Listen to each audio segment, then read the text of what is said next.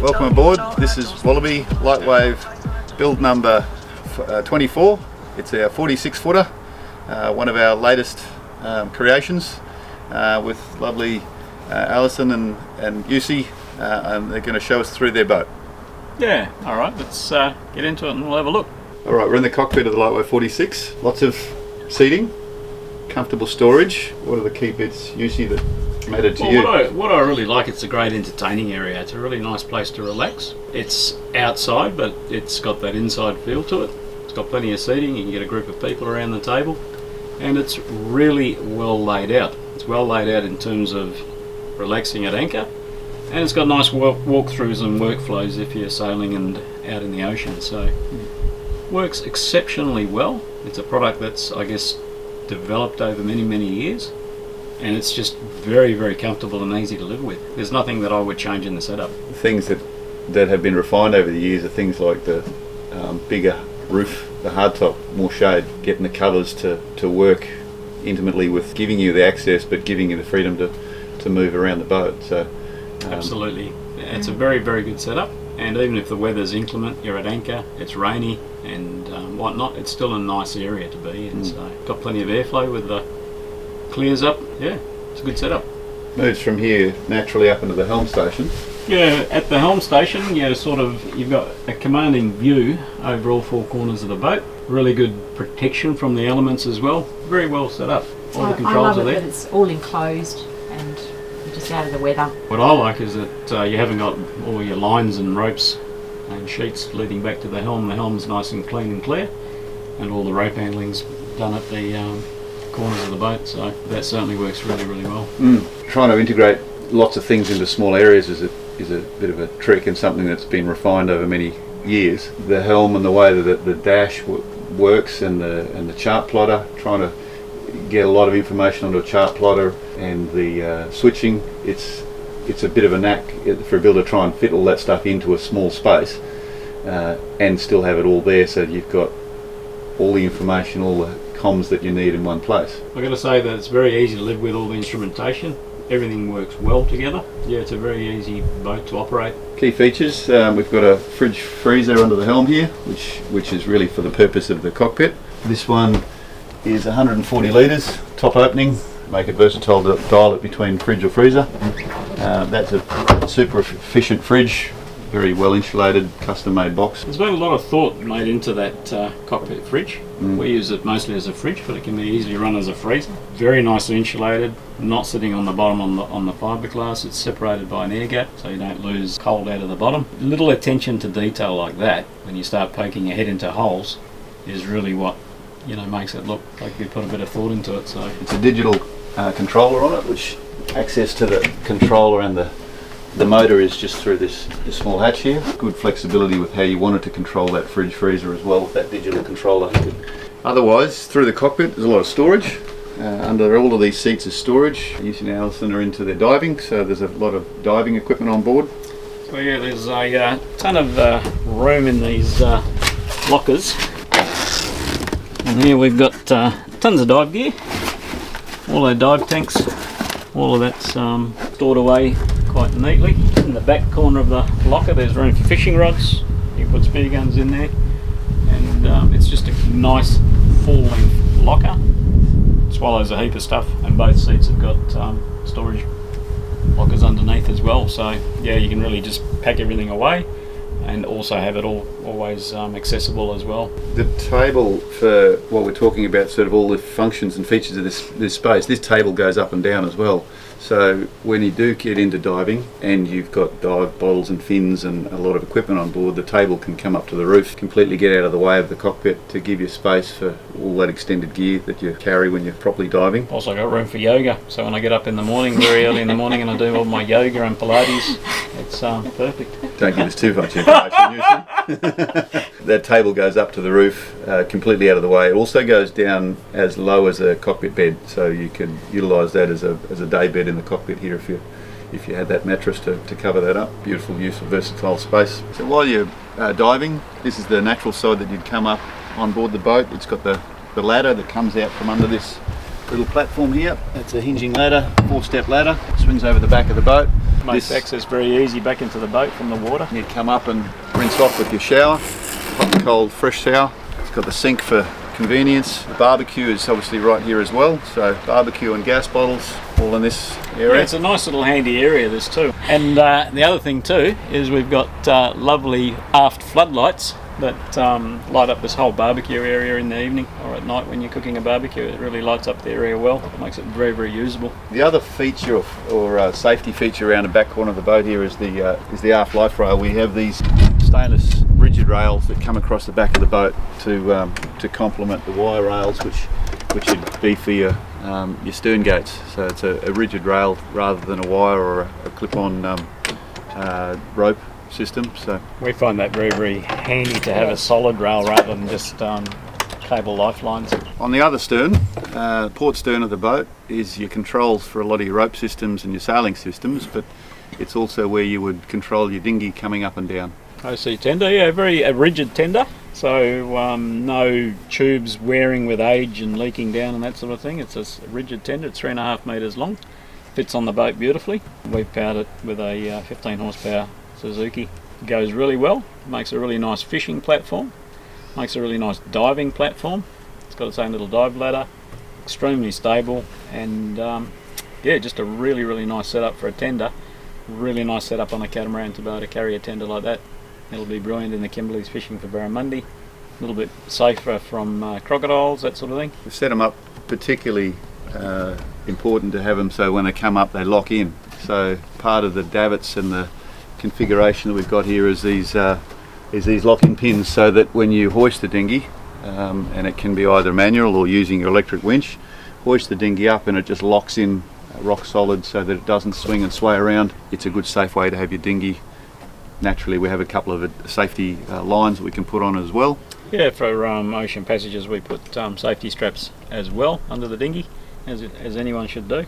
But generally for normal use it's ready to go. Just lower it down, jump in, away we go, and very easy to get back up and located on its locating pins. Really nice platform on the back too. It's got a really good step, so it makes it very easy to get in and out of the dinghy, you know, for putting bags and that sort of thing. Just little things like that have been thought out over many, many years that make the whole design such a usable design. You can obviously come out of your dinghy and then step out, stand or seat straight onto this, put your gear onto it, and then you're at the right height for getting in and out of your tender. The dinghy bow can go up inside the tunnel of the boat and you walk out the side of the dinghy, rather than trying to go across the back of it. And you mentioned that's another good thing too. It's got plenty of tunnel clearance. We've had no slamming at all, and we can actually get in the dinghy and drive under the tunnel as well. So it's that might seem like why would you do that? But if you're berthing it into a marina and reversing in, and you want to go somewhere in the dinghy, put it in the water underneath the tunnel and away you go. You can go shopping or do whatever. Good tunnel clearance, good offshore performance. Yeah, we like it. Other things out here is we've got a big solar panel array, over 1200 watts here. There's more on the roof as well. 1600 watts all up.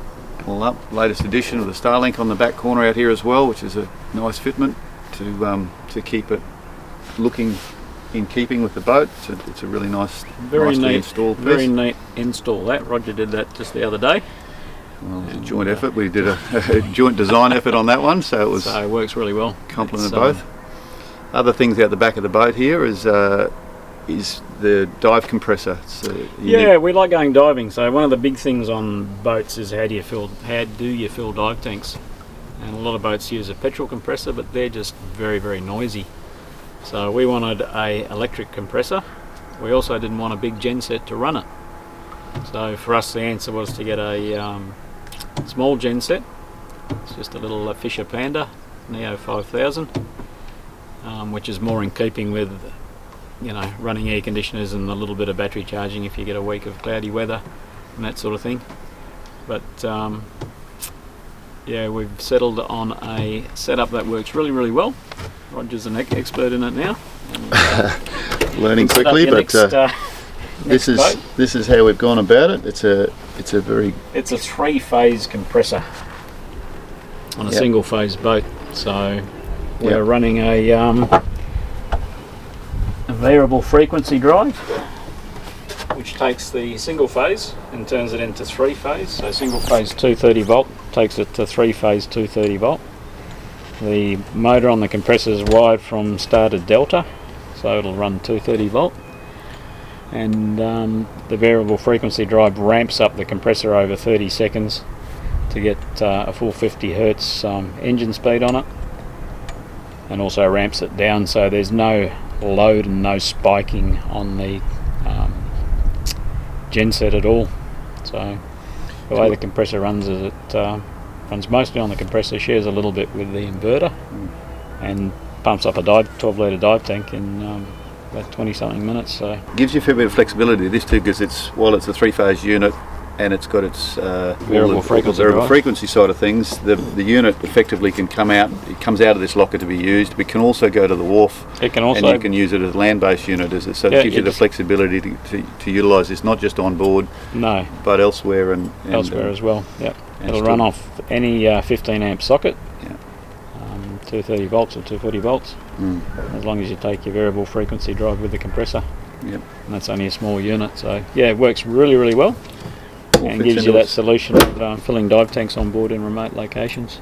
All fits into a tidy little locker. They're not light, there's a little bit of weight in them, so you get it close to somewhere you can get in and out and manhandle. It's not hard to take out or whatever. It's not hard to move from here and put it in the dinghy and take it ashore if you had to, if you wanted to do that, or just use it on the back step and use it right here. So it's on nice handy little Teflon slides that just pulls out. Yeah, it's quite good. Okay, we've moved into the saloon of the boat. The key features of this particular boat, it's a 3-cabin, 2-bathroom boat. A couple of key points are pieces like this, forward-looking nav station, particular pieces of equipment on board that are specific to what UC and Alison are looking for. Their comms gear is in here, and just how you use the boat when you're sort of at rough weather or even at marinas. You can sit in here and use it as an office. We find this a really handy layout. It gives us a little bit of a desk space. We use that mostly as a office desk, really. Work from the boat. It also functions as a indoor nav station as well. Really handy to have the second chart plotter if you're on watch. Also very handy just to have the second chart plotter for redundancy, and also to keep an eye on what's going on outside at the helm. It's a good use of space, quite comfortable, and gives us an office type of chair set up to work from. You've got the big hatches here, so you get plenty of airflow. Plenty of airflow through the cabin here, with a big opening door behind us. Just get a nice natural flow of air through the whole. The other thing to note too is that the front windows are fairly upright. We've got the sunshades up. You don't get a lot of sun through there. It keeps the whole interior nice and cool. There's air conditioning on board. Most boats have it these days. There's a twin air conditioner system that powers the whole boat for air conditioning. That's venting gear right at the settee. Both the guest cabin and the main cabin have got air conditioning to it, which is reverse cycle. We also do run a diesel heater. You don't have to necessarily in cold weather run air conditioners as a reverse cycle unit. We just turn on the diesel heater. Uses virtually no diesel whatsoever. Nice and quiet. Even better than that, you can turn it on remotely from your phone in bed in the morning if it's really cold. It's quite a handy thing. That's a bit of a luxury. That's probably going further than most people need to go. You can lie in bed and turn it on without even rolling over to hit the buttons. It's a nice touch to have it air conditioning. It has the diesel heater. You've also got a dehumidifier built into the boat. A humidifier, a marine grade dehumidifier in the boat. So when we leave the boat, lock it up, leave it at the marina, even in really, really humid weather, it keeps the interior of the boat at around about between 40 and 50% humidity, so there's no mould growth. It's not too dry, it doesn't dry the wood out, and doesn't allow growth of mould, which normally starts at around about 60% upwards. So that works really, really well. We can turn that on and off remotely. We can also monitor and graph the humidity levels in the boat remotely through the Victron app. Pretty unique to have all of that all that information at hand, and then control it remotely, so that Absolutely, you're from the other side of Australia, so you can sit back there and make sure the boat's not sweltering with heat and mould, and make sure it's right when you come back on board. It's all makes it very nice coming back dry on and board. clean. It all smells fresh, and that's been a very good setup. And like I say, that's a marine grade dehumidified 24/7 runtime. So yeah, there's lots of really nice electronic and tricky bits that have been put into the boat that make it not only personal to what you're trying to achieve, but very, very usable for all sorts of climates, both super cold and super hot. So comms, whole array of different kit on that front as well. Self-I Go, we've got a boat modem on board, we've got the Starlink and a sat phone. yeah, so the Starlink, the way the boat's got its own cellular modem and Wi-Fi network. The way Roger set that up for us is if we turn the Starlink on, then the modem will use Starlink. If we turn Starlink off, then the modem automatically changes over to the cellular network. So we've got the choice of being remote, turning Starlink on, using that, or if we're anchored in a marina, then we want to use cellular, and we just turn Starlink off and it automatically fails or changes over to the cellular network. So it's simple, it's reliable, and works really, really well from a connectivity point of view. So It's a pretty comprehensive array of comms you got there. So it's good to have that for all the different circumstances that are presented to you. So the other feature of the saloon is this beautiful big seating area. Easily seats 4, option of having another 2 on the side with stools, and that therefore 6. Complements also what's going out in the cockpit, because you can have the same 2 stools if you wanted to have them for the cockpit. Therefore you could have quite a crowd on board. In the saloon here we have refrigeration, so there's a dual unit here. that one can be run as a freezer, both drawers as a freezer, or a fridge freezer, or fridge. So it gives us a little bit of versatility there. I think it's about 180 litres, and fits into that space really well. Gives us bench top space as well, which you can never have too much bench top space. And refrigeration wise, outside cockpit fridge can be a fridge or a freezer. That one there can be fridge, freezer, or fridge and freezer. And then we've got refrigeration downstairs in the galley as well. So we chose to have the galley down because it just gives us so much more space. I love all the bench space, it's just great. And we've also just got 2 drawer fridges here. We use the saloon as 2 freezers, which on a long trip that gives us plenty of freezer space.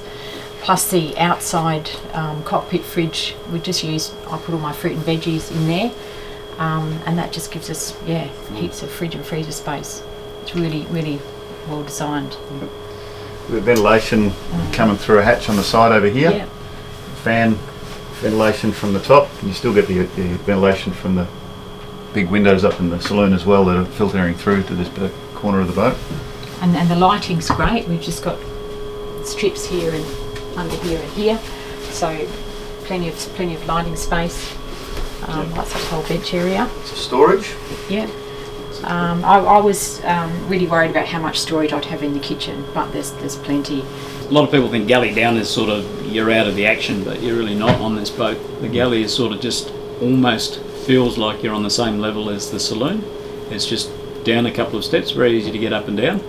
And when Alison's in the galley, I can be told what to do virtually anywhere in the boat at any time. She's not locked away. So it is nice. I can sort of stand here and I'm still sort of looking out into the saloon. I don't feel like I'm just stuck down away.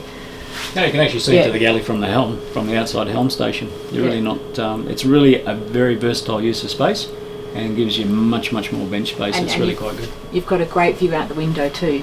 So the other thing we've got here is, like, there's never enough storage on a lot of modern boats, but we use this cupboard as a pantry, and it's just a massive space in there. It goes a long way back, and that becomes a really handy pantry cupboard. And then behind me we've got the water maker controls and another cupboard for the people in the back cabin, and we're just currently using the back cabin as a bit of storage for fishing rods and spear guns and bits and pieces, which you haven't quite packed away yet. Hot water system sits underneath the floor, water maker membrane, so we've gone for a Rainman water maker, and that will run off the inverter, so it's not, you're not subject to having a water maker that only runs off a genset. It makes 140 litres an hour, which is sufficiently fast, so, and it's quite simple, so it's easy simple system. It's nothing complicated. It's not an energy recovery system, so just much more reliable, I think, in the long term. It's a good versatile corner of the boat. This one is with 2 single beds that very quickly transitions to be a queen size bed with a drop-in piece in the middle here. If you do have extras that come along for the night and you have the kit packed away, then you can throw an extra couple of sheets on it and you've got yourself the 3rd cabin worth of bedding, the complete flexibility around the boat. The layout of the boat that we chose, then the back cabin's also very handy as a cabin where you can just have a nap if you're doing a sail. It's a nice calm part of the boat in terms of motion, so it works well from that point. Right, we're in the starboard bow of the boat, the 2nd cabin, the guest cabin. In this particular arrangement, the cabin and the bed will run fore and aft in the boat. Still has its own separate toilet ensuite up the front here. Very comfortable. There's lots of ventilation, portholes, lights, and hatches in the cabin there, but just a really nice arrangement for a guest cabin. So let's go down to the port master cabin. You can go down. After you. So we went for the forward cabin layout because it gives us a bigger cabin at the front. It's also really nice to be in bed looking out through the window. It gives us plenty of storage space as well in the cabin. We've got the hanging robe behind us, and it's just a very comfortable, roomy cabin. So very comfortable to sleep. The mattresses are absolutely wonderful. Oh, really comfortable. Oh, yeah. They're more comfortable than the bed at home, I think. So. Yeah, and really good ventilation too. Yeah, we've opted for 2 hatches, so tons and tons of ventilation in a tropical area, and very rarely, I think we've only had the aircon once or twice. Yeah, it's just the natural flow of ventilation is fantastic through the boat, so it's a good setup. We quite like it, and it also gives us our bathroom at the back of the boat, which means that in a sea state, or if we're sailing in a rough sea, then it gives us a bathroom at the back of the boat, which is generally you've got less movement at the back, so showering in the evening or whatever. And that was really important for me because I get seasick. So yeah. And like I say, if we're doing a passage, then we might use the back cabin as a berth, and this makes it a really nice cabin, and when you're anchored. So and we've got heaps of storage space. I mean, yeah, just tons of storage space, tons of space for all your gear. There's space under the floorboards, bench top space as well, which you always need in a cabin. So that's something that I think you get in this cabin layout, which you don't necessarily get in the rear cabin layout. So for us, this was the choice, and it works really well. We're quite happy with it. So, yep. I mean, one of the key features, as you said, is you sit in bed and you can look out through this hull window here. Absolutely beautiful in the morning. Nice, big wide expansive view out through that window. So midship on the port side, all the hanging spaces at the front here, tool locker here, washing machine in this one here, and then further at the back of the boat we've got a separate dryer and the bathrooms. So toilet in this space just here, shower is where I'm standing, dryer is at this space behind us. It's a beautiful big area for a shower. It's very accommodating. Separate door for it and storage behind the door. The seat is a thing that we always put in our showers. Seats just for rough weather. Make sure that you can hold on or sit down when you're actually in rough conditions. Good headroom right through. Shower sump box and everything is under the floor. As I said, toilet and bathroom is in this area. Again, lots of storage and storage behind the mirrors. A pretty comfortable area. As Yusi was saying, it's particularly good in rough conditions that you can come back in here and have the bathroom in the mid section of the boat, which is taking away from the pitching moment. So it's a comfortable space of the boat to be using while you're at sea. So the other thing we've got in here is the diesel heater, which vents out into the saloon area, keeps the boat nice and toasty in cold weather. and it also vents out into the bathroom as well, so it absolutely lovely and toasty in the bathroom with a diesel heater on. It works really quite well. It's just a little bit of luxury, I guess, in that colder weather, which makes the boat usable in all sorts of weather conditions, from tropical, humid, hot weather right through to your cold weather. So it's a boat that's you're just comfortable on 100% of the time. It's really, really a fantastic setup. It's a nice piece when you have your wet weather gear. If you wanted to let it dry, put it back in the shower, can drip dry, and then the heater's powering away and drying your kit out. Yep. Ready so for next you've time. got wet gear and wetsuits things. and all sorts of things you can put back here. And we've used it for that. We've used it for drying wetsuits and things like that. So it just dries everything really, really quickly. So it's almost like a big dryer as well. So really good setup. Really quite happy with it. And like I say, it gives us plenty of storage space with hanging lockers, tool lockers, washing machine. We've got a dryer at the back. Worth noting that the washing machine is light and it runs on the inverter, and the same thing with the dryer runs on the inverter. There's no need to run gensets or anything like that to operate any of that. So yeah, just very livable, very easy. So while we're in this space, this port midship area of the boat, the other key point in this area is the electronics area, which we've dedicated a whole cabinet these days for it. Good access to all sorts of electronical systems, all the fusing, all the stuff that you may need to get to on a regular or semi-regular basis, including battery switches, 240 volt, your modems, your Selfie Go, your... We've got a sailor unit, a Fleet 1 unit, as well as our safety comms on the boat, so there's a bit of a backup having something over and above Starlink. Sol regulators for the rear panels, and we've got sol regulator for the panel on the roof, which gives us a split on those, so if one panel is shaded by the sun, it sort of doesn't lose your output. It's worth noting that the whole boat is C-zone, so this is all the new modern C-zone switching, which is you can switch everything through your chart plotter, which is really quite nifty. It's got the emergency parallel and start buttons inside here as well, easy access. And we've also installed the Starlink in here as well. And the way we're doing that is just bypass the Starlink router. Everything runs through the boat's Wi-Fi cellular router. If you turn Starlink on, then the cellular system will see that Starlink is on and you're on Starlink. If you don't want to use the power that Starlink chews, or you're in an area where cellular connectivity is good, you can simply just switch it off and it reverts back to cellular automatically. So it's a system for communications and staying online, working remotely, that works really, really well.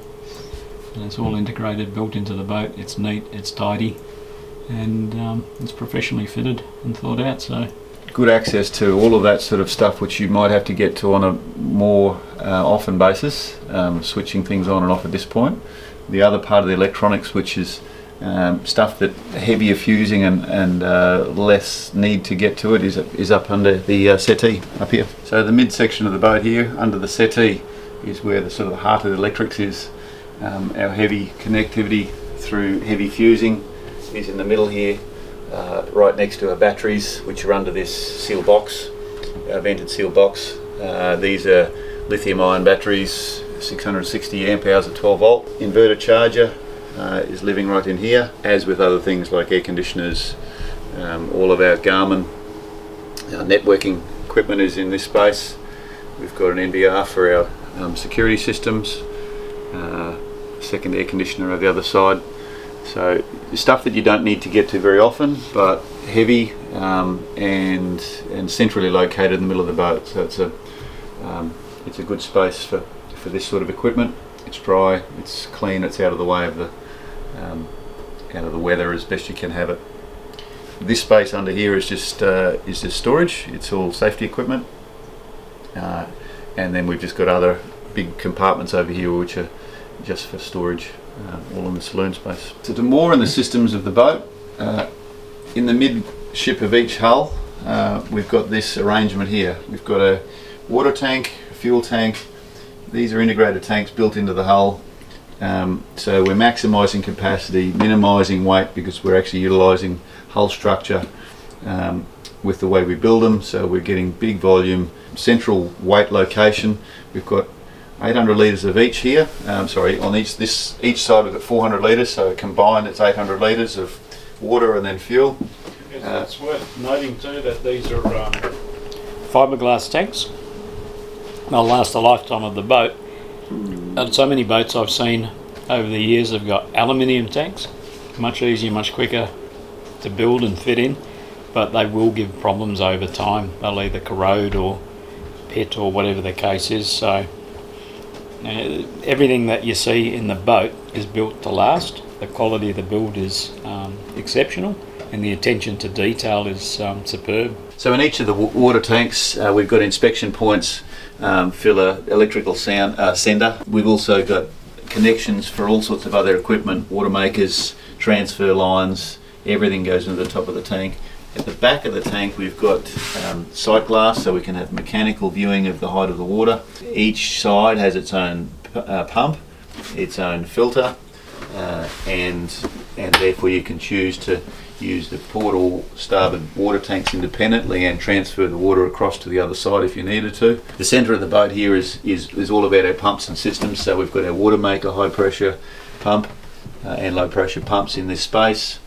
Bilge pumps, it drains from all the middle area of the boat, drains to the centre point, and then immediately behind it is our fuel tank, and as you see it's all labelled, but independent pickups for fuel and generator, main engine and generator.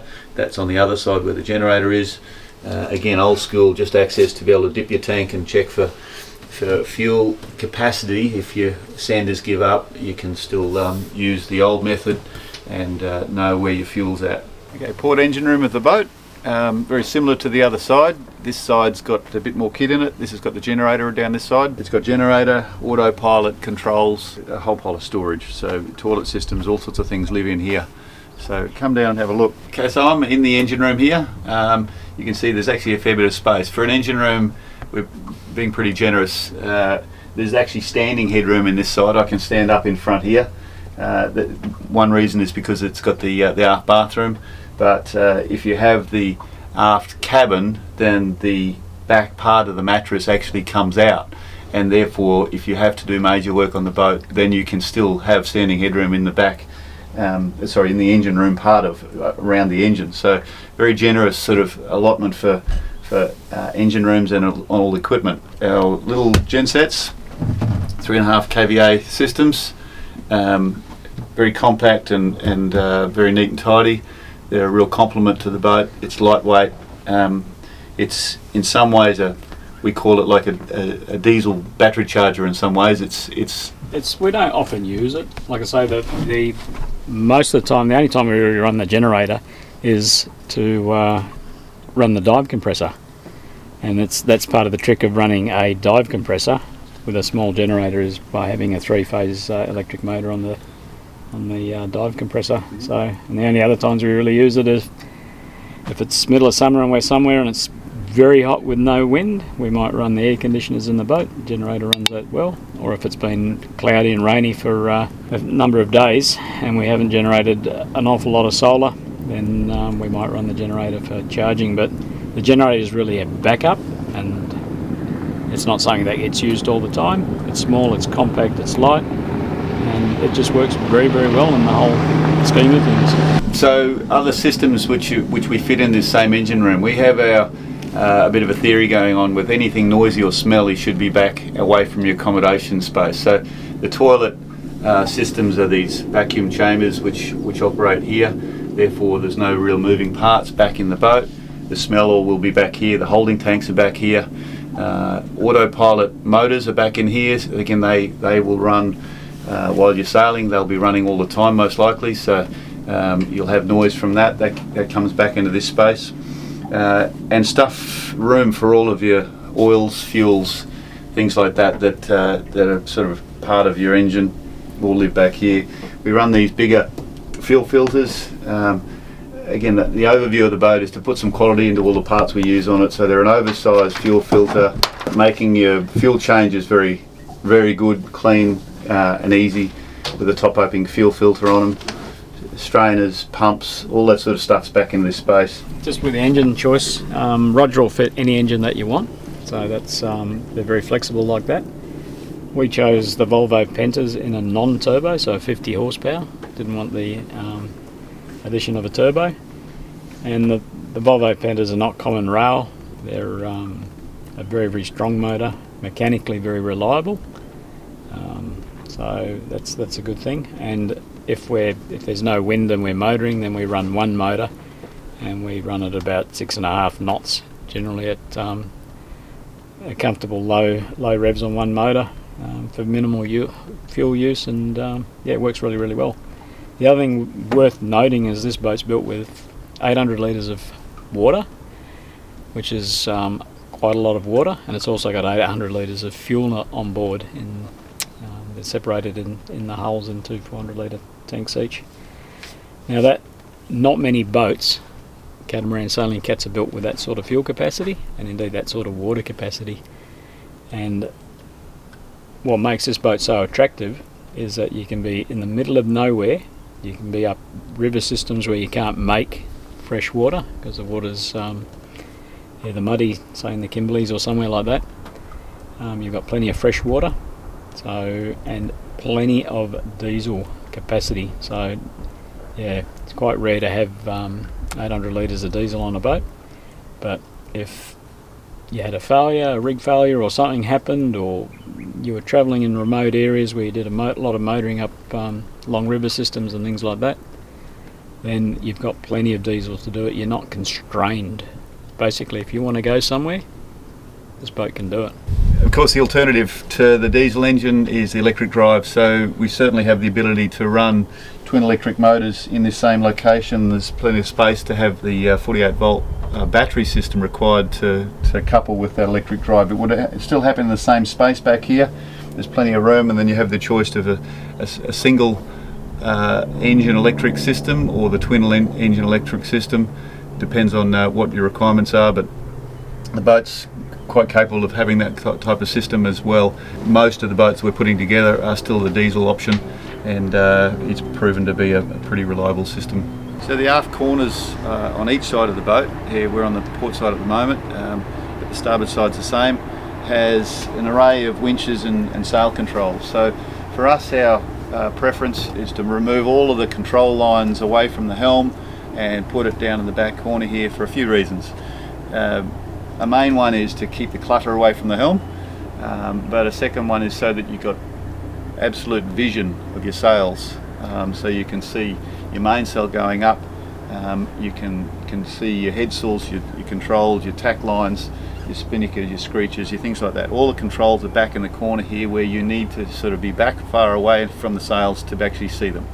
So we've brought all our halyards back, our reefing lines back. The more important, or the ones that are used more often, are on this side. The ones used less often are on the other side. So main halyard and reefing lines are here, and our main sheet control lines are right next to us. So we run a bridle main sheet system, and therefore we have two main sheets. Each one runs to its own winch, controlled right here. And then the halyard is controlled from the electric winch, feeds back onto this electric winch through these clutches and past this winch. And therefore you hoist your sail, you control the position of the boom, everything from one central spot here. Couple that with a wireless remote control for your autopilot, and then you've got complete flexibility of boat angle and sail control. I've got to say, Alison and I haven't done a lot of sailing, and we find the sail system is absolutely easy to use. At the stern of the boat, at the corner of the boat here, you've got clear access to the sails. Is exactly what you want to do when you're operating any of the sheets and lines, and it just works well.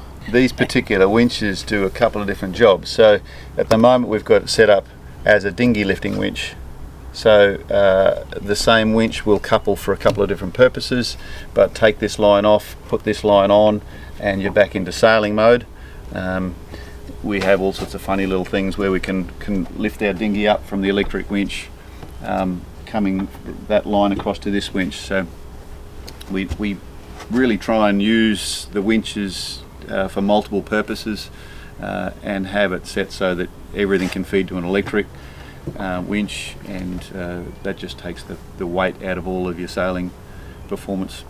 And when we're sailing the boat and we want to jibe or tack or whatever, it's just a simple case of press a button on the autopilot, which we've set up for a delay, so I think it gives us a 5-second or 6-second delay, and then the boat will actually, the autopilot will put the boat through, say, a tack, and Alice and I can easily just handle the sheets and lines, and it just makes sailing so easy. I mean, one person could sail the boat. Very well set up, very easy to use.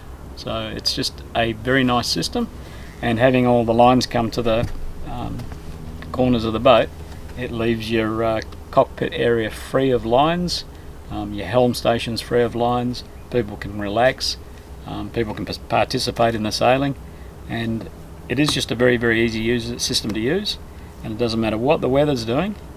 You can be hidden by the cockpit covers, you can come out here, handle your sheets, check on your sails, and you're back under shelter in your cockpit. It's a good system. Okay, so you guys have had the boat for a bit over a year and a bit.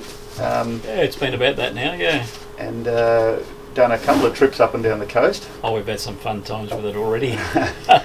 So we've been up to, the boat's located in Coomera, which is just up from the Gold Coast, and we've been up and explored the coast as far as Great Keppel Island. Had a wonderful trip up there, and got out on the Barrier Reef and Lady Musgrave and went diving with manta rays, and we're lucky enough to have whales swim past as well, which was quite stunning. Right. Yeah, it's just been absolutely fantastic. Also then came back in February and sailed up to Fraser Island, inside of Fraser Island there, and spent a lot of time floating down creeks on the west side of Fraser in the heat. And so we've had the boat both in the cooler weather and in the hot weather, and yeah, just very comfortable to live aboard and tour and travel and enjoy as a platform for adventure. It's always just a bit sad to go home again. I'm quite happy to stay on the boat. Yeah, it's true. The next trip? So. Where are you going? Well, this next trip that we're just gearing up for now, we'll sail up the coast and we'll go up to the Wet Sundays. So we've got family coming up to the Wet Sundays to join on board, and whether we go further than that and go up to Hinchinbrook or something like that, we'll see as we go. But we really want to spend a little bit of time on the Barrier Reef as well, if we get what they call the reef weather, nice calms, and do a bit of diving and exploring along the Queensland coast as well. So we've got 4 months this time, so this will be our longest trip so far, and just can't wait. Yeah. So it's a little bit of working on board as well, and that's our whole idea. I think that's getting to be sort of a little bit like the modern way of doing stuff, sort of easing towards a retirement.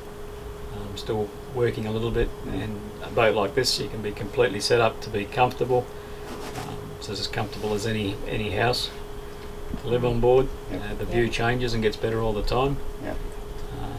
You guys have done a lot of time from the west coast and done a lot of time on the water across on your side of the country. We have, yeah. So it's a lot quite of experience interesting on water and travelling and exploring in other smaller boats and fishing boats and diving and all that sort of thing. So just not sailing. The sailing's new. The sailing's new, but it's certainly, if anyone's sort of umming and ahhing, thinking, is a sailboat for me?